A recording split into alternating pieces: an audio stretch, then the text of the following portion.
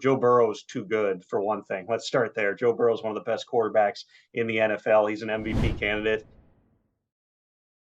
You see him on the NFL Network at all hours of the day, and it is great to visit with NFL insider Tom Pelissero. Tom, the Bengals are on a roll. They've won 6 straight. They've climbed into sole possession of first place in the AFC North. What stands out to you when you watch the Bengals right now?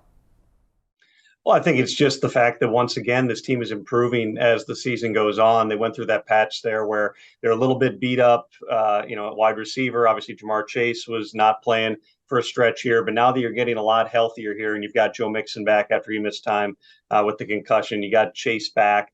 And that defense just continues to play better and better. That might be the biggest thing. We know all the weapons that the Bengals have on offense with Chase and Mixon and, of course, Joe Burrow distributing the football. But it's what that defense that probably doesn't have a lot of names that we talk about on a regular basis on NFL Network. And one of the big names, Trey Hendrickson, being out right now with a wrist injury. The fact that they continue to find ways. They're so good in terms of halftime adjustments. Lou Anarumo deserves a ton of credit for what he's doing with that unit right now. They just look very dangerous right now in all 3 phases.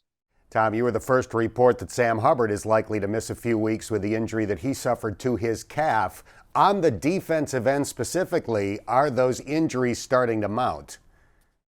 There's no question that they're starting to mount. I mean, you take away your top 2, edge rushers, that's going to impact any team. Again, I would have faith in Lou that he's going to be able to dial some things up and account for some of that. The good news is it does sound like Hubbard should be back for the playoffs, and certainly the hope is that Trey Hendrickson is also back.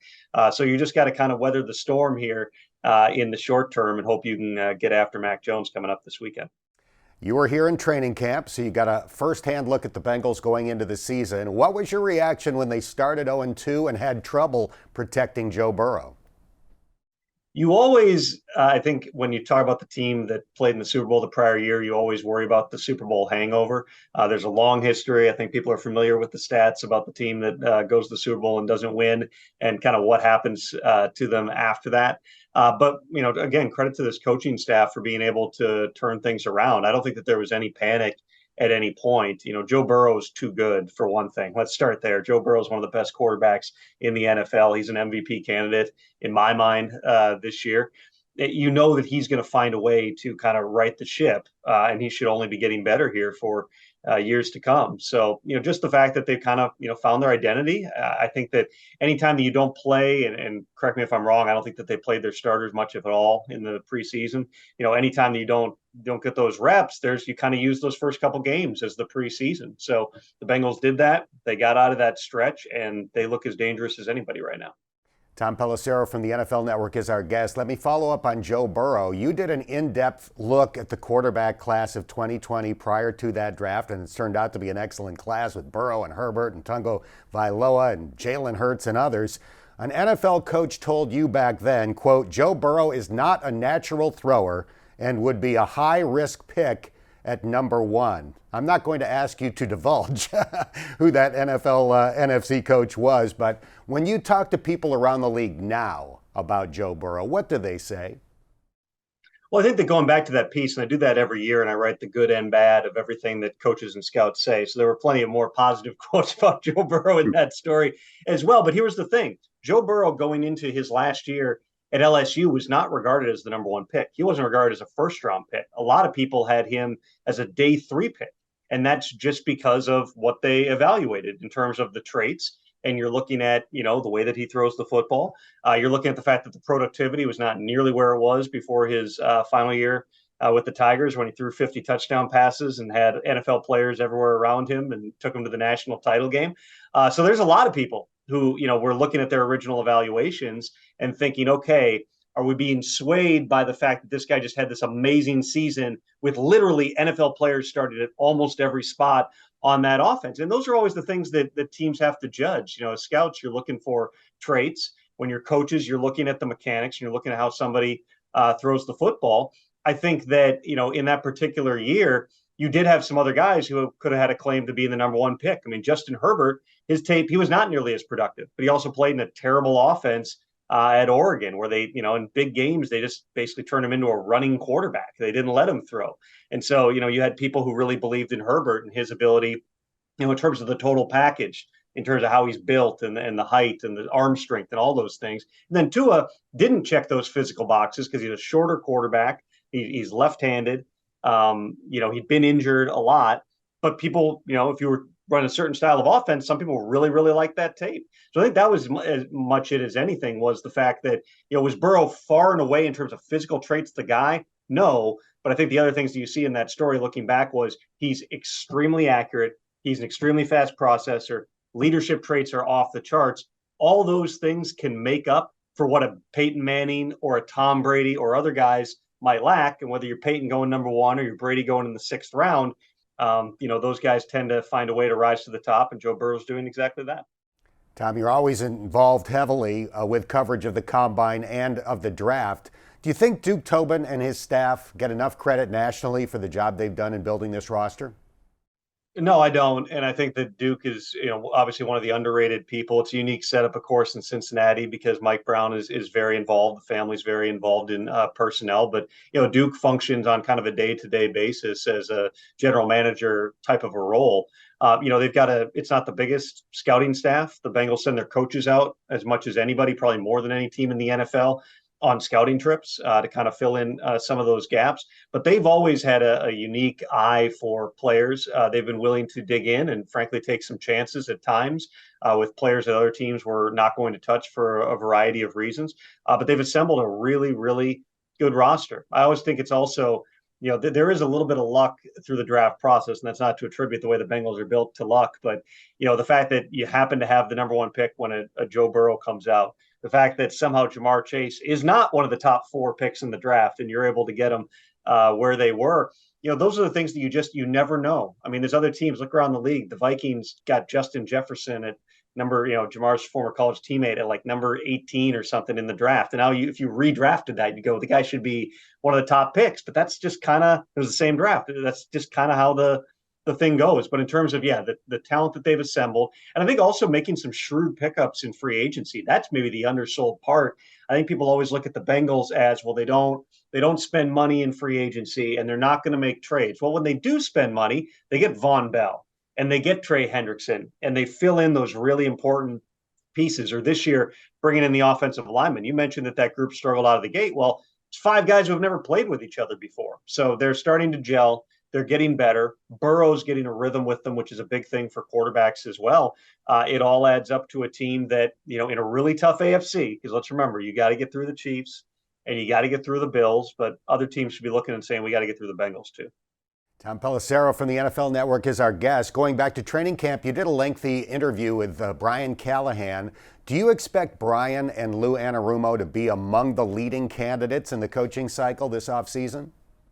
I certainly think so. I think that, if you're just talking macro, every team's going to have, different qualities they're looking for. Everyone's going to have different criteria. There's going to be, the Sean Paytons, Dan Quinn, Jim Harbaugh, if he decides he wants to coach, some of those types of unique situations. But in terms of the first time head coaches, Brian Callahan absolutely is going to be there. You look at his track record, he's been fortunate to be around a lot of really good quarterbacks, from Matthew Stafford to Peyton Manning to obviously now with Joe Burrow.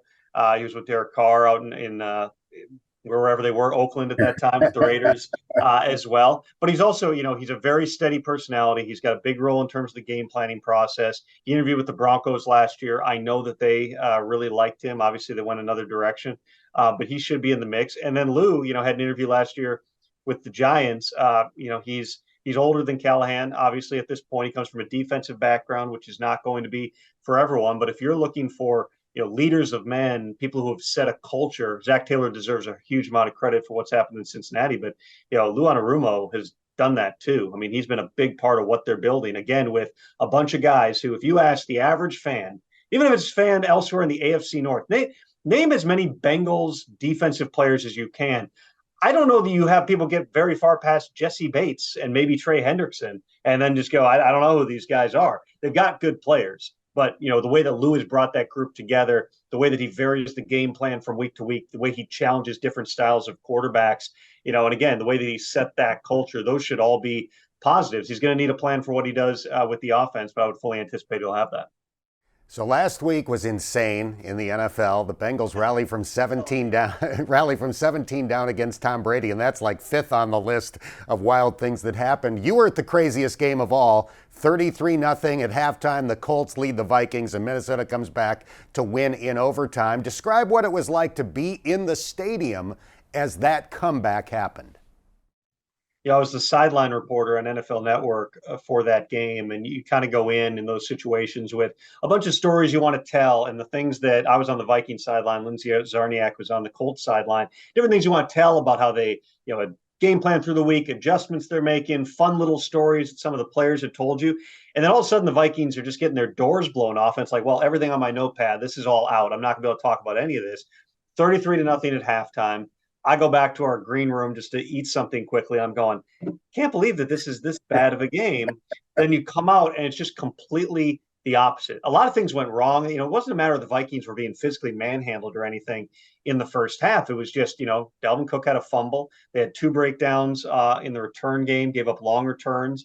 They obviously had a pick six in there, and they had a defensive touchdown overturned because of forward progress had been called. So, 33-0. Kirk Cousins told me later that Patrick Peterson told him in the locker room, all we need is 5 touchdowns. And Kirk said, I thought he was being sarcastic. But they come out, they score early in the second half. Then they cut it. It was, I believe, 36-14 in the third quarter. And I turned to Scott Landy, who was my spotter, and just said, they're going to win this game. He's like, what? I'm like, just look at the energy. You could feel it in the stadium. You could see it on the Colts players. You could see it on the Vikings sideline. Now, there was frustration, and there were some players who were not happy at various points because it wasn't like they played a perfect second half. I mean, they did give the ball, had to punt the ball back a couple of times and got stopped a couple of times. But you could just see they had a path forward there. And sure enough, it gets closer and closer, ends up being the greatest, the biggest comeback in NFL history. I've never seen anything like it. Talking to Kirk after the game, and I was telling him, and he was learning in real time from me. It's like in NFL history. Okay, I need a second. It was a special, cool thing to be a part of, especially when you look around the stadium where it had been completely dead. I think the biggest cheer in the first 2 hours there was the mascots versus fifth graders game that they had on the field. And then you're watching it. I thought it might be half empty because the game was so bad, but you look up there and the whole crowd's doing the skull chant when they got it down to one score, and it is just rocking in there. And you watch the sideline and you can see it in guys' eyes. It was just really cool to have that up close view. And I don't know that I'll ever see a game quite like that again. It's the Bengals and Patriots Saturday, Christmas Eve. The Bengals trying to stay on the hunt for the #1 playoff seed in the AFC. What are a couple of keys to the matchup this Saturday in Foxborough?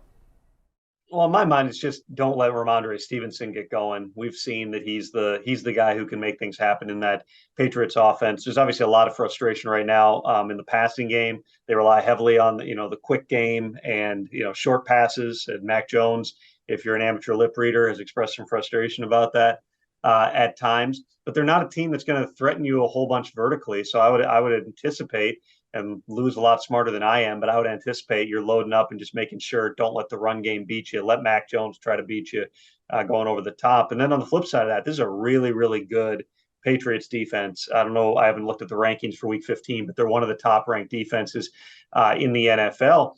You're just going to need to let your best players be the best players. Bill Belichick always, in every game plan, it always starts with, how do we keep their best player from being the one who beats us? We're going to make you win left-handed. Well, luckily for the Bengals, they've got so many different playmakers, not just Jamar Chase, but T. Higgins and Tyler Boyd. And I don't know if Caden Hurst is back or not, but Joe Mixon. There's a lot of different things that they can do. So it's going to be one of those games where you use the cliche, take what the defense gives you.